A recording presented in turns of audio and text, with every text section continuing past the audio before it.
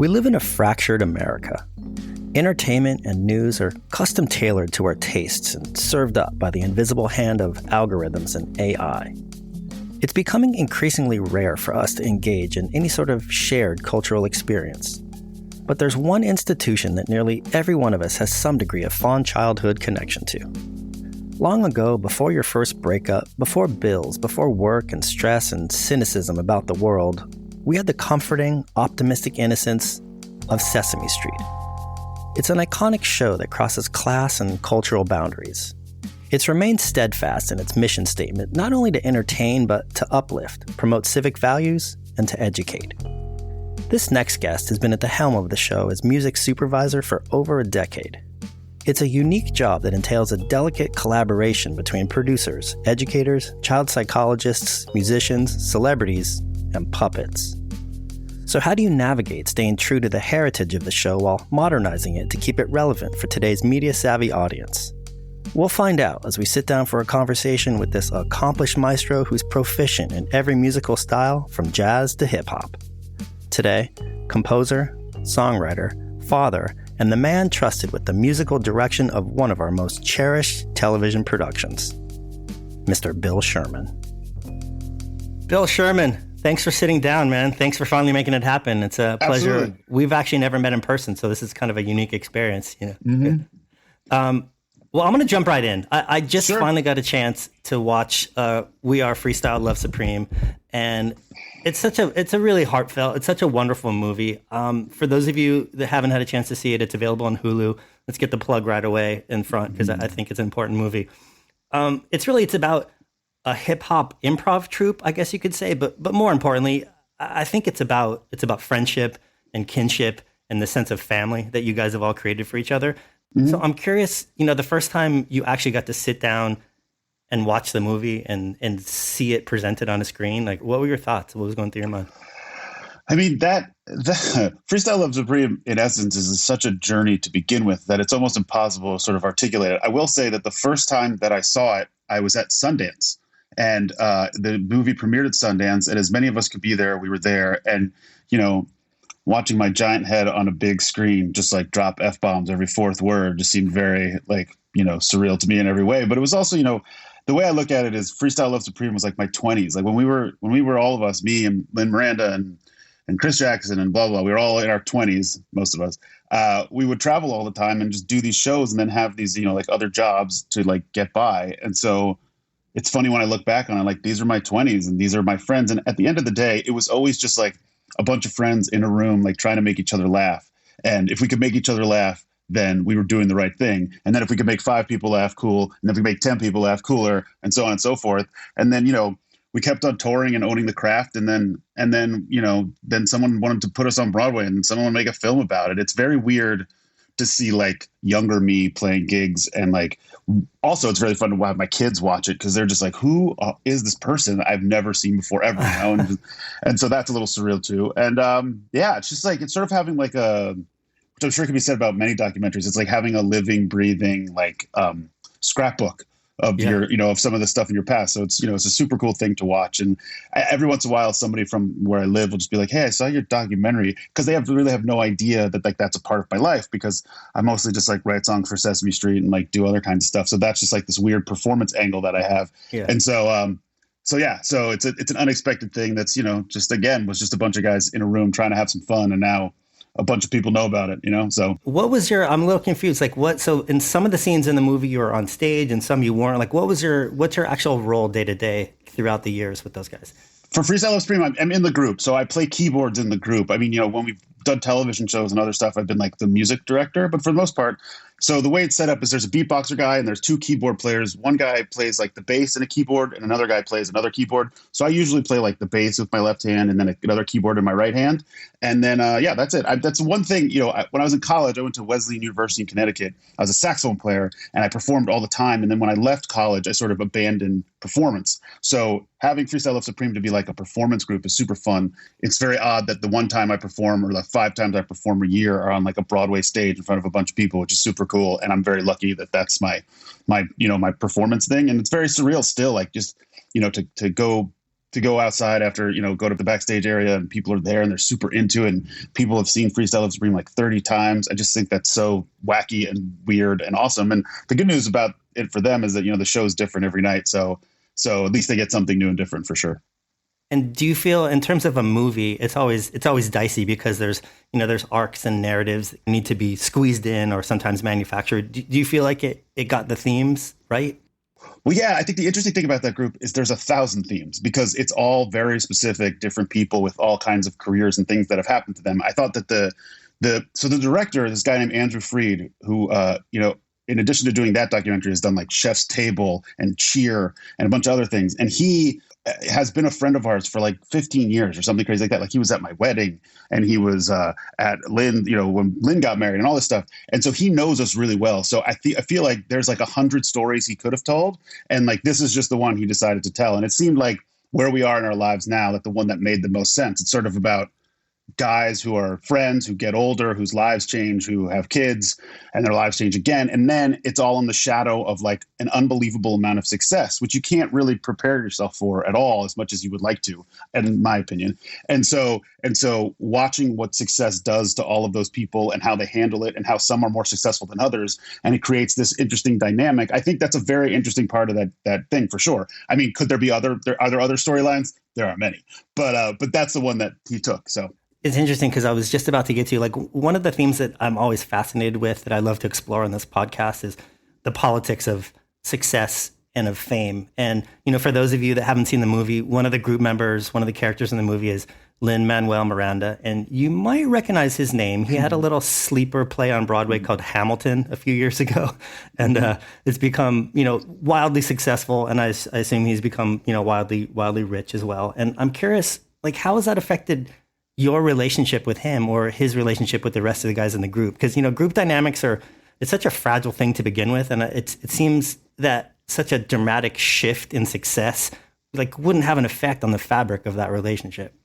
I think, well, it's a good question. So Lin has been my very closest friend since we were in college. So since we were like 19, and we've been like kind of inseparable since then. We were roommates. He was at the birth of my kids and I was at the birth of his kids, and he was the best man at my wedding and vice versa and all sorts of stuff. And so we sort of, him and I particularly, and also Tommy Kail, our director, sort of grew up together in this sort of like, so success sort of came a little bit at the same time, like Lin within the Heights and that kind of stuff. And then when he went on to astronomical stardom, to me, the only thing that's different is like he's just harder to get in touch with because he's so busy.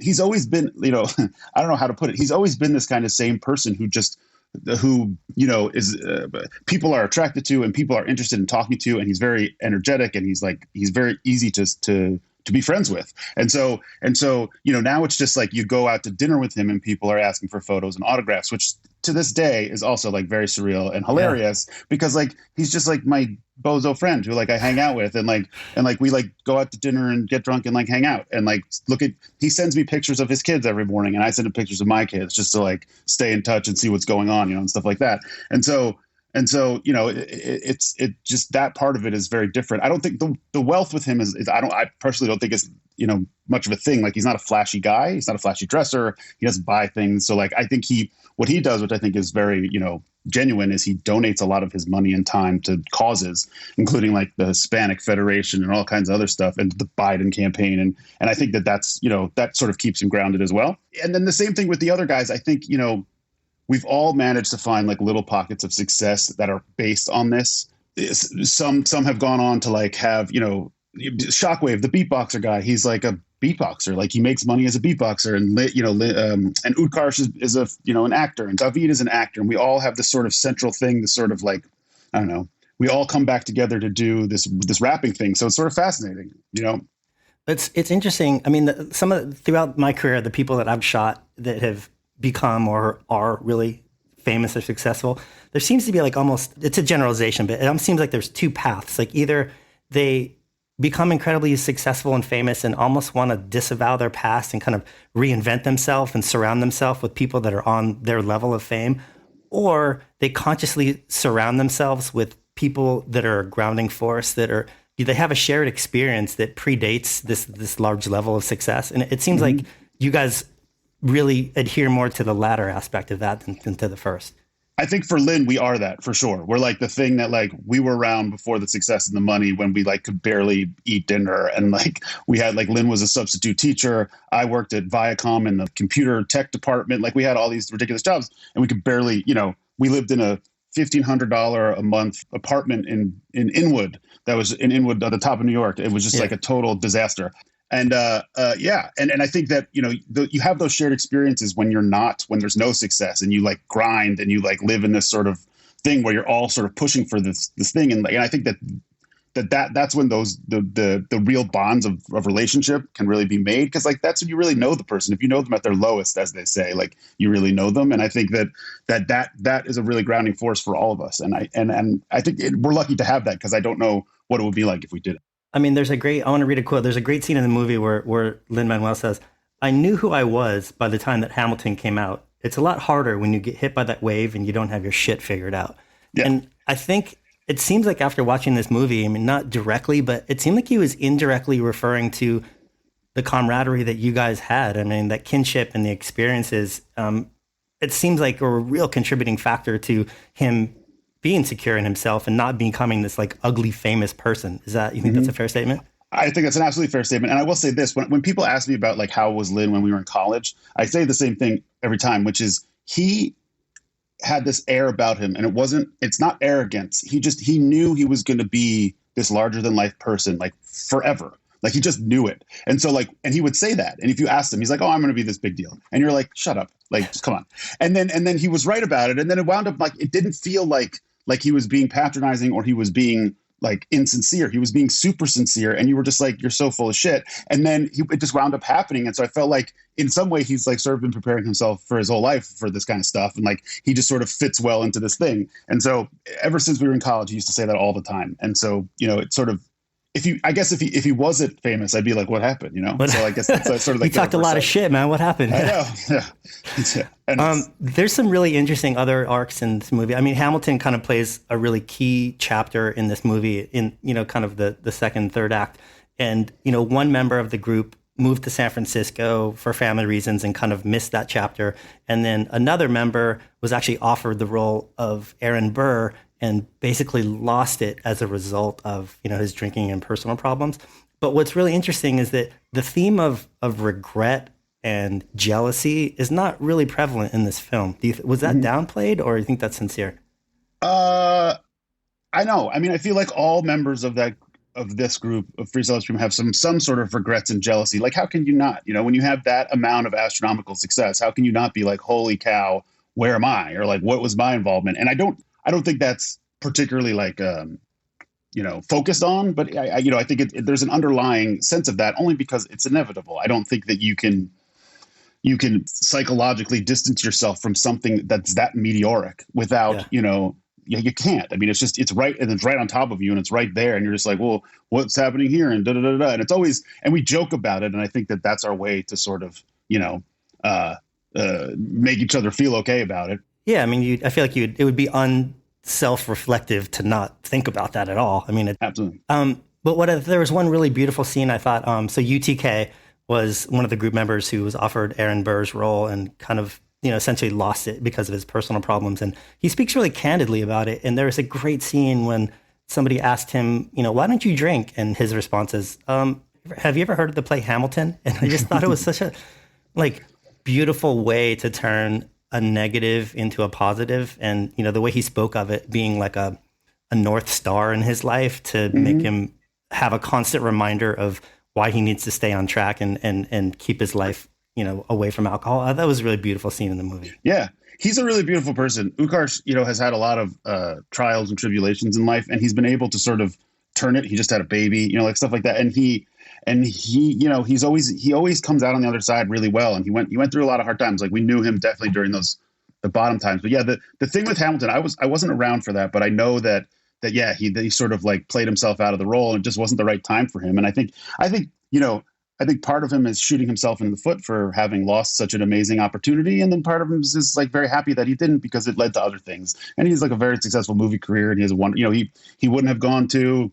where'd he go? He went to shoot Mulan, and he met his wife there, and now he has a kid, like that wouldn't have happened. So, it's hard to, you can weigh all of those things against each other, and it's still sort of like, this is what happens. Oh, here we go. Yeah, no, he just seemed to deal with it really healthily, because it could easily have just been like that Absolutely. one thing that you wake up in cold sweats for the rest of your life. You hear stories about the, athletes that let a ground ball go between their legs in the ninth inning, and they just like, it haunts them, Bill Buckner. Yeah, totally. Yeah. So I'll switch gears for a second. Tell me, what was your relationship with Sesame Street growing up? Were you a fan? Did you grow up on Sesame Street?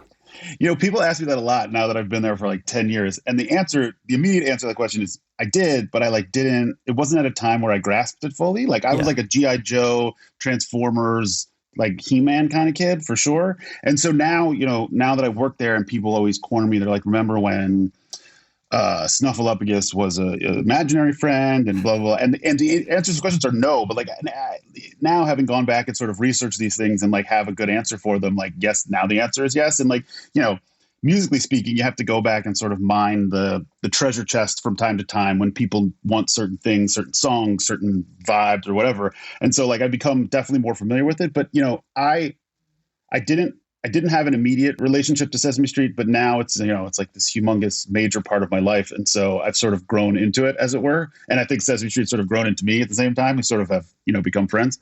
But yeah, I originally got the job at the Electric Company when they were rebooting the Electric Company right after we started making In the Heights. And I'd also not seen the Electric Company because it was in the 70s, which is before my time. But, I started watching the show, and then we made the Electric Company. It was very exciting. It was my first TV gig and all this stuff. And then at around the time that was ending, Sesame Street was sort of revamping. And so I went to like a year and a half of interviews there. And then I was really young. I was like 28 or something. And then I finally got the job there. And I was like, I came home and I was like, I think I'm going to be the music director of Sesame Street. Like, is that even like a real sentence that can be in the world? And my wife at the time, she was like, it's the craziest thing I've ever heard in my life. And I was like, I know, it's just the nuttiest. And so there I was. And I've been there ever since. And it's, prior to that, I hadn't held a job for like 10 days. And so I've been there for like 10 years. So it's pretty surreal and wild. And, it's still pretty unbelievable to say that that's a job. It's like the most fun, crazy thing ever. And it's such an iconic property. It's such an iconic piece of American culture. I mean, so was it intimidating to have to take over that mantle? I mean, did you show up on the first day? Was there like a sealed envelope in the desk from your predecessor, like what presidents do? It felt like that. It was terrifying. So the guy I took over for had been there since 1969. So he was like 80 something years old. And so he's like this legend. His name's Danny Epstein, like one of the great music supervisors of all time. And so like I would find like pieces of paper in the desk that used to be his, but like nothing like that he was handing over to me at all. But yeah, it was just like when I took the job, I was like, I feel like Sesame Street's sort of been doing been treading water a little bit for the last little bit. If I'm going to do it, I'm going to like really do it. I'm going to rip off the Band-Aid. I'm going to revamp the whole thing. So I rehired all new staff and I just did everything differently. And it took it was a few years of like sort of, ingratiating myself in there. But now, we have a new system. It's very like from recording to composing to everything just sort of happens in this group that I, have mined over the years. And it's a really fun thing with a show like that because it's so much material and it's happening constantly. Like you have to have the right systems in place or it just feels like you're like treading water constantly and it's insane. But also just like becoming part of an institution like that is very crazy. Not only from like a logistical standpoint, wherein the show, has been running on this, this track for so long that like people are very grounded in their ways and this is what they do. But also like, I always say that like every year they have this gala where some famous person sings and they raise a lot of money, but they show a video.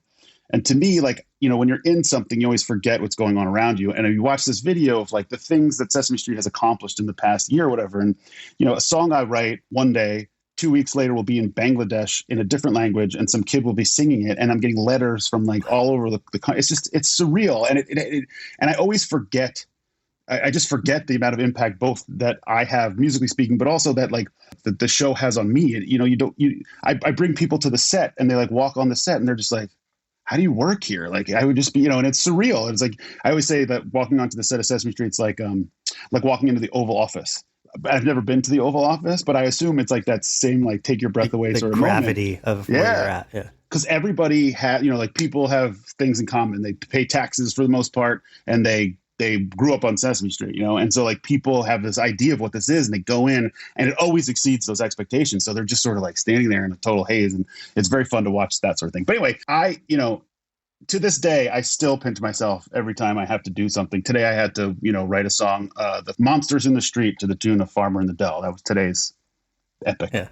composition. What was, I mean, you talk about how it had been treading water for a little bit, until you came into it. But like the first school, the old school of Sesame Street, where were those musicians coming from? Did it come from were they studio guys? Were they old jazz heads? How did Sesame Street first start in terms of their music production? Well, it's interesting. It's interesting. To this day, Sesame Street, the band that is sort of like the Sesame Street band, is a conglomerate of musicians from all over the place. So as it exists now, the band is like the drummer from used to play Avenue Q, and the trumpet player from the Lincoln Center Jazz Orchestra, and the bass, so that kind of stuff. And then in the past, the initial band was Bob Crenshaw was one of the initial guys. He's a famous jazz bass player, and then and Joe Raposo, who was the initial head composer, also played in the band. And this, I found out later. I was doing a podcast. I do this podcast called Questlove Supreme with Questlove from The Roots, and we were interviewing Nile Rodgers, and it turns out that Nile Rodgers,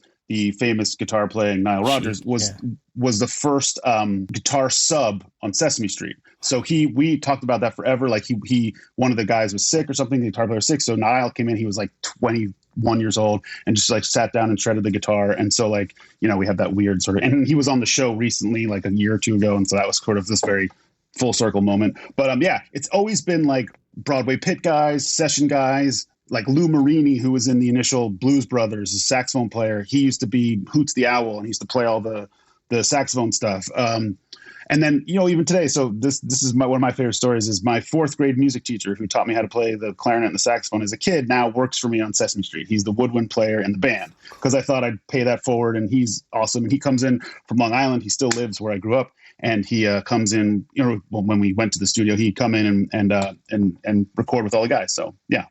It's always amazing. A mixture. Yeah, and so, cool. I mean, without going into specifics, like in terms of the economics, does the heritage and the reputation of the show allow you to get a quality of musicians that you might not be able to like otherwise with relation to, pay scale and rates? Like, I mean, I imagine you have such a rich history of people that have worked on the show. It can't just be because they pay so well, right? No.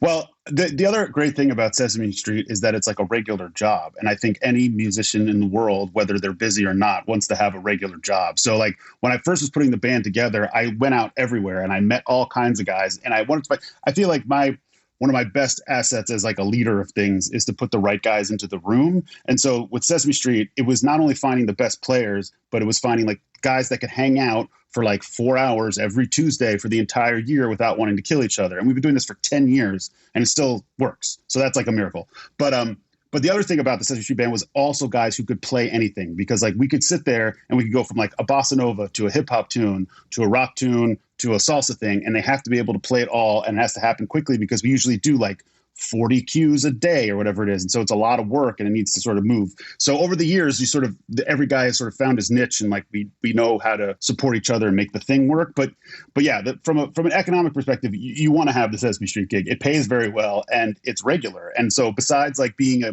Broadway musician on like Hamilton, it's one of the best jobs for a musician in New York City also, because no kids shows really have live bands at all. In fact, no shows at all really have live bands except for like, late night shows and stuff like that. So yeah. So I'm curious about the leverage that Sesame Street has in terms of getting its celebrity guests, because it seems like shows these days, it's this big publicity machine, and it's this tug and pull between the heat of the show and the heat of the celebrity, and who has more power. Mm-hmm. Where does Sesame Street fall on that spectrum? Do you find most celebrities are honored and excited for the opportunity to go on Sesame Street, or is there a lot of cajoling that goes down? I would say it's the former. It's a lot of people, either people who have kids or who, like I said, grew up on Sesame Street because they have that in common, are just like super into it. So celebrities, when they come on to, celebrities always want to be part of Sesame Street. They always want to, whether they have kids or not. And so it's more about what are we going to get them to do? It's not really about saying yes. It's about, hey, okay, great. Are you going to sing a song? Will you sing a song live? Do you want to do an old song? Do you want to write a new song? Do you want to dress up in a costume? Do you want to be on the thing? Like there's many different, possibilities for a celebrity, but at least musically speaking, everybody from like Harry Styles and One Direction to Ed Sheeran to Bruno Mars to whomever are like super into it. And like I've written songs for all of these people and they're just like, yeah, I'll sing that. Hell yeah, it sounds awesome. And it's also fun because, I'll write a song and I think once Gwen Stefani said to me, "Hey, can I put this on my next album?" And I think she was kidding, but like I'm still like, "Thank you, that's very even nice." So, and so, yeah. I mean, are a lot of those guests a product of your relationship within the musical community? Like, do you pitch artists, or how do they get on the show? I personally pitch some artists from time to time, but mostly it just comes through our bookers and things like that. Also, like people who are New York based, and sometimes we go out to LA, people who are LA based, and then people who are trying to promote something. And, it depends. There's a lot of different variables with that. But like, at least for me, I really wanted to have Jack Antonoff on the show because I love him. I think he's one of the great producers. And so I went about it and I asked him and then because I knew him through a friend and he was like, hell yeah. And da-da-da. So then he was on the show and then, just stuff like that. And Sarah Bareilles just recently was on the show and she's been on it a couple times. We've worked together a bunch. So it's a combination of all of them. It's not so much me as it is. We have really great bookers and people just really want to be involved with Sesame Street. It's like it's like this great beacon of hope for people these days. So, I mean, you mentioned, Questlove, and I'm sure you're tight with the guys in the Roots, but their experience of creating musical content for Fallon must be totally different than yours in that you have a pretty strong mission statement at Sesame Street that has to have this educational purpose. So, I mean, what's the relationship between the musical director and say the producer and educators and child psychologists? Like, how do you guys all collaborate? Is there conflict sometime between your tastes or objectives and what they need to accomplish? Absolutely, because everybody in the best possible way has their own agenda. So the producers want the greatest thing. The educators want to make sure all the education's fulfilled. Musically speaking, I want to like the longest possible musical moment ever. And I want music to be there all the time. And they of course don't, So it's a constant back and forth. I think, what's interesting is the curriculum and the production team are sort of run hand in hand. And so you have to please all of your masters at the show. And it's really hard because we very rarely employ lyricists. Usually the lyricists are the book writers because they know the characters and they know how it's done. Whereas like writing the music is a much easier thing for the most part. Although, these days, when I get people to compose for the show, I always say, can you write like a song that you would write for an adult, just for a pop radio hit, as opposed to writing like a kid's song? Because once people hear kid's song, they have this like certain idea of what that's supposed to be and how that's supposed to work. So, over the years, we've figured out a way to sort of, streamline that process and all that. But, and that keeps it modern as well too. So it's not just pigeonholed as children's music. Right. Because I think, we get in trouble with sort of like only, making stuff too kiddie. That's what people have called it recently. Like it sounds too jingly and there's too many glockenspiels and things like that, But I think the process of pleasing the curriculum and the producers and all that, it's a challenge, and that's what makes it most interesting. I've also, so many songs in the world have held notes and long ideas and stuff like that. With Sesame Street, every syllable is accounted for because you're trying to get across all this information and all this stuff that like it's very syllabic stuff that all goes all the way to the end of the line. So you're not really like holding notes very long, like you're trying to get out the most information. So that's another extra challenge that like the music department sort of has. But I mean, the process, the way it works is I usually get a script that has lyrics in it. I assign it to someone or I write it myself, and then we get it back. We give it to the producers. They sort of go back and forth on it. Then they come back with any notes, and then I address them, and then we record it, and then we go. Like that's sort of how it's done. And it's been pretty successful thus far. And like these days, after like I said, after about 10 years, like I kind of know what it's supposed to sound like and how it's supposed to live in the script. So it's easy to do that, So it's much easier than it used to be when I was sort of guessing all the time. Well, it also seems like the sensibilities and the maturity level of children have changed significantly since the early 70s, in that era of Sesame Street. And I mean, was that part of your ethos of how you wanted to update it? Because, the kids that heard Sesame Street songs from 1972 were probably not listening also to FM radio or jazz records or whatever. Absolutely. Whereas kids today are like very aware of what modern pop music sounds like, Absolutely. And so what I do is I play all my songs for my kids, and they're 8 and 10. They're girls 8 and 10. If they like it, I always think that I'm probably on the right track, and they're very honest. So, they're the best litmus test there is, and they'll just say, this is terrible. Or if which is terribly demeaning, but like an hour later, if my older daughter is singing it back, like I know that it's stuck and I know that it's like a sticky sort of melody. And I think that's that usually works. Like she hasn't led me wrong yet. Although, what's so interesting about it is that taste is taste, and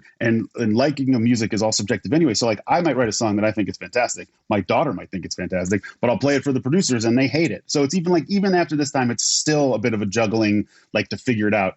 As much as I think it's a great song, it might not be, and it might not get across the information in a way that works. And I think what we were talking about curriculum stuff before, we do a lot of repetition and a lot of saying things over and over again, because after testing, we've learned that that's what kids, that's how they soak up the most information. And so maybe I didn't repeat the chorus enough times, or maybe it wasn't sticky enough, or whatever the heck it is. And so, there's constantly that the idea of what's age appropriate, and what is it for a parent also, or is it just for the kid? And then if it's age appropriate, how sticky is it? And will a kid, because the other thing that's interesting that Sesame Street does is they test everything. So I'll write a song and then they'll play it for kids in a testing, environment, and then watch their, reaction. And so that's always a little stressful. You feel like, well, does the kid like the song? Is he singing it? Is he bopping his head? Is he dancing? Is he distracted somewhere else? Is he focused?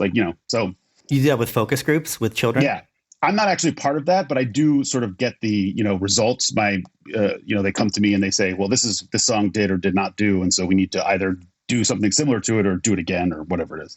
So, a lot of times if you watch children's movies, like especially Pixar movies, they kind of operate on two different levels. There's a narrative for kids, but there's also a lot of these like inside jokes that are meant for adults to understand. Absolutely. I would suspect that that's done for economic reasons. So, you have to broaden the audience. You got to get adults interested as well. The funding and economics of Sesame Street seem a little bit different. And I'm curious, like, there's still a lot of those inside jokes, though. Like I was watching the other day and there was an episode of, it was chickens playing on the back of a truck with long red hair. And the name of the group was Florence and the Egg Makers, like obviously a Florence and the Machine reference. That wasn't meant to make 4-year-olds laugh. Like how do those inside jokes make it into, and what's the strategy behind that? I think, for a long time until today, Sesame Street's supposed to be a, show that kids watch with their parents, because if you're 3, you're probably watching a show with your parents because your parent is trying to make sure that you don't bump your head on the table or whatever it is. And so the idea was, let's have the kids learn, but at least the parents aren't like totally bored out of their minds, because I think like you'll watch a lot of other cartoon-based shows these days and it's mind-numbing, and at least for me. And so those jokes and like the songs and like using musical artists of the day was a way to sort of figure out if we could, play to both parent and child. And the jokes, there used to be more in the past. We used to do like parodies. We had Orange is the New Snack, and like Lord of the Rings stuff, and like or Lord of the Chairs. We had a thing and they played musical chairs, stuff like that. And so and True Mud was like a True Blood thing that we did a few years ago. So anyway, it was just to be engaging to a parent as well, so that the parent actually wanted to sit and watch the show with their kids. So we were doing, on two fronts. We were having a parent enjoy their kid learning and having a parent just enjoy themselves at the same time. And I think Sesame Street may be the only show in the history of the world that happens to be able to do that and do it in some amount of success, which is just, seems crazy, but that's always been the mission. So essentially it's the same strategy as why feature films do it, just to kind of engage parents and kids at the same time. Absolutely. So it's funny. So you and I, we actually met in a very funny way. So a lot of kids from my generation, I grew up watching Saturday morning cartoons, and I just have such a fond sensibility for catchy jingles, like especially cereal commercials. And so when my son was born, I was like, I want to just start writing some fun songs. And so I collaborated with a friend of mine, and we put together a couple of kids songs. And through the power of the internet, I was able to reach out to you, and you were incredibly gracious. And you wrote me back and gave me some input. And I guess my question is like, are there other me's? What are some of the most ridiculous or noteworthy pitches that you've gotten from outside sources? I get them all the time. And when I first started working in kids music, there's like a festival called Kindy Fest, which is like a bunch of people, and this is not derogatory anyway. I call it dads with guitars, which is like when your son is born, you're like, I'm going to be a musician. So you pick up the guitar and you start playing. And you're like, maybe you learned how to play the guitar when you were like 10 years old, and all of a sudden you picked it up again because you want to do the right thing for your kid. I was also that parent, just for the record. I just have a much bigger, canvas to paint with, as it were. But so those dads and all these other people from this festival, I get sent songs a lot. And sometimes I actually will go searching for people, because I feel like my writing staff, I bring on more a few people a year, but I like to keep it diverse and interesting. And so like I didn't have any women on my staff, so I hired a bunch of women and blah, blah, blah, blah.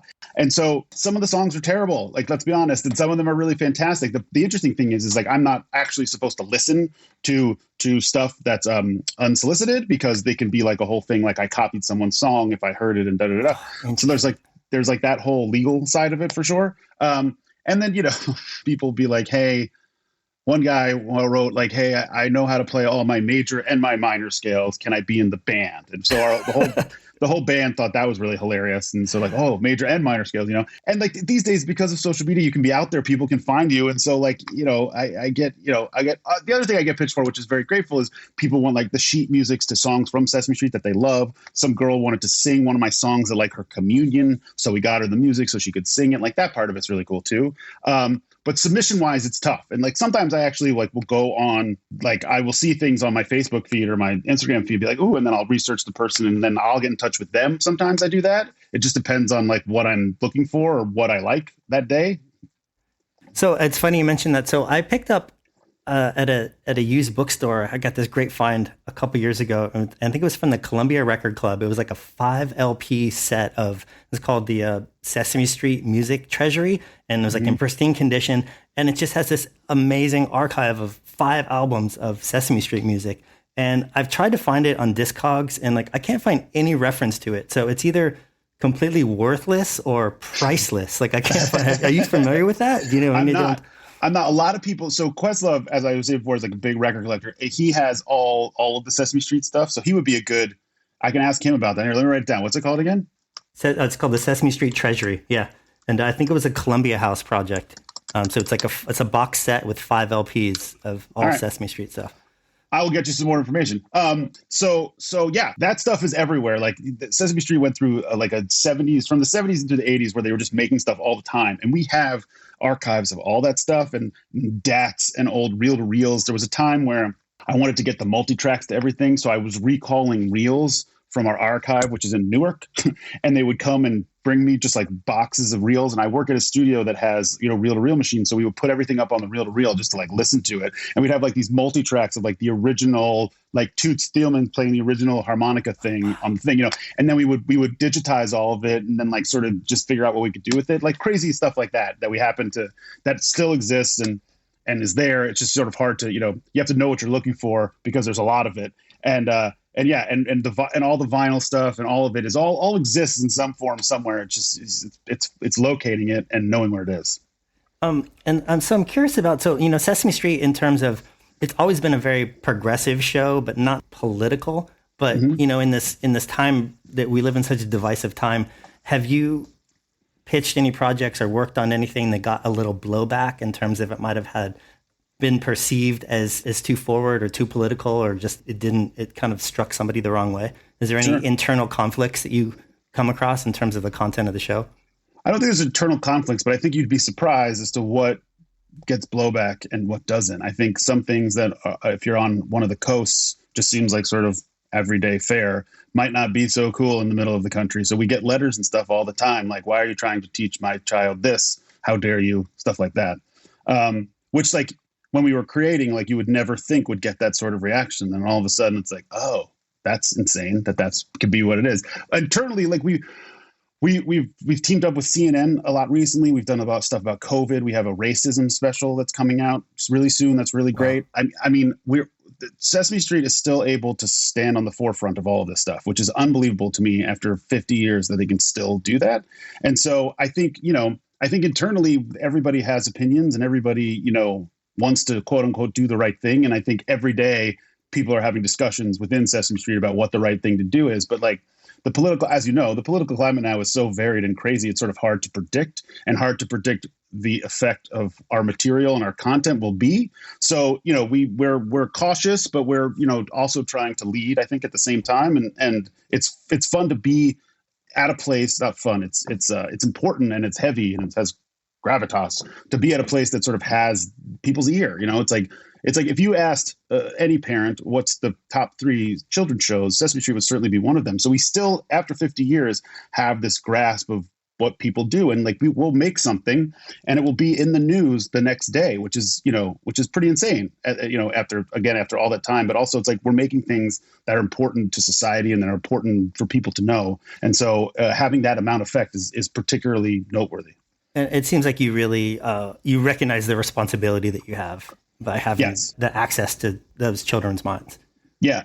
I always say that, like, there's ever a time where I neglect, if I take that responsibility for granted, then I need to find another job. I think this job is super important. And if I slack on it, it always makes me feel bad. And it doesn't happen that often, but there are times where I'm just like, what? No. Like, you have to always strive for the best thing because it's at such a high level and you need to keep it there, or you're just not doing the right thing. And so that's, I deal with that sometimes. Well, I mean, 'cause it seems like in an era where the trust in science has been completely eroded and corrupted. My question to you is, are math and numbers just a liberal hoax? Can we trust Count Von Count? Is he just an elitist that inherited his father's royal title? I mean, it's an interesting point you make. He does have a legit title. I think the funny thing about Sesame Street is like, it's whether his name is the Count, they all live in this, the Muppets particularly all live in this nebula arena, right? Where it's like, they could be this or they could be that, or they couldn't, or they could. And I think that that's sort of been the awesome thing about Sesame Street is you're able to say things about society, but like at the end of the day, they're puppets in a block of Brooklyn or wherever they are. And they're everybody's friends. And they're, as the song says, they're just people in your neighborhood. And so some people in your neighborhood have these ideas, some people in your neighborhood have those ideas, but either way, they're all sort of this community. And I think that's the interesting part is we get to have all of those things. We don't, it doesn't need to be one particular political and or sociological view doesn't need to be the forefront. It sort of is, it's everything. And I think that that's where we're most successful in not leaning too hard one way or another. It's an important mission you guys accomplished too. It's really well done. Well done. Well, thanks. I always like to end this podcast by asking the guests to plug something that they feel hasn't gotten enough attention lately, whether it's like a book or a movie or maybe a musical artist you've worked with. Like, do you have somebody that's been inspiring you lately that you want to shine a little attention on? Oh, that's a really good question. I don't know. I have worked with this guy. His name is Jawan Crawley. He's a singer. He's on Broadway. He played the genie in Aladdin, and he's very, very talented. And check him out. I think it's under his name Crawley, and he writes great songs. And he's this unbelievable 17 octave voice, and he's really fun to listen to. So check him out. And anything contemporary, what do you listen to on your free time? People ask me that all the time. I have this weird thing where I'm in my studio right now, right? And so I'm surrounded by speakers and keyboards and all this crap. And so I'm in music almost all day long. So when I'm not listening, when I'm not working and I'm driving my kids places and stuff, I listen to CNN because I just don't want to hear music. And the problem with that is my kids want to listen to top 40 hits. So that's how I know a song is good is my daughters are on TikTok. And so they're like, well, Dad, this is a TikTok song now. And so I'm like, oh, cool. So I have some sort of reference for what is going on in the world. And I don't feel like such an old man, right? And so they give me all the current events. And so I know all of those songs too. But for the most part, I try to just focus and listen to the news. And the good part about it is anywhere you go in New York is 1 hour. And so the CNN news cycle is 1 hour. So if you listen to it for 1 hour, then you can turn it off and then you can have silence. You can have whatever you want. But at least for an hour, you can kind of figure out what's going on and then sort of move on with your day. Sounds good. Well, Bill, thanks so much for taking the time out, man. Absolutely. I know the show that you work on it's so dear to so many people's hearts. And then also make sure you check out We Are Freestyle Love Supreme. It's a terrific movie about friendship and family. And I just think we need some uplifting material right now. And that's I'm very proud of you guys. You guys did a great job. Absolutely. Thank you so much. Really appreciate it. Cheers. Have a great one, man. All right, buddy. Take it easy. Bye.